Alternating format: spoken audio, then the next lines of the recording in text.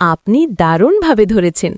ফুলকি আর গঙ্গা সিরিয়ালের ঘটনাগুলো যেন একে অপরের প্রতিচ্ছবি।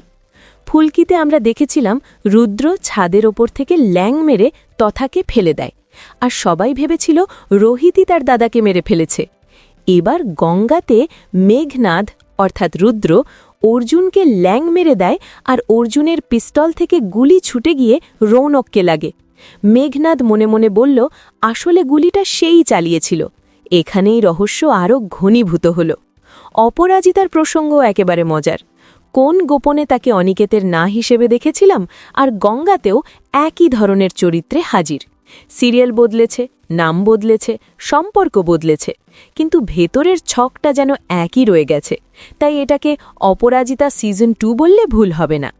আজকের বড় মুহূর্ত ছিল রৌনকের মা অভিযোগ করায় অর্জুন নিজেই সেরেন্ডার করল ভাইকে গুলি করার দায় নিয়ে। এখন দর্শকদের কৌতূহল আগে আগে হোতা হ্যায় ক্যা। গঙ্গা প্রতিদিন রাত 9টায় শুধুমাত্র স্টার জলসায়। এই রকম সমস্ত আপডেট সবার আগে পেতে অবশ্যই আমাদের চ্যানেলটি সাবস্ক্রাইব করে নিও।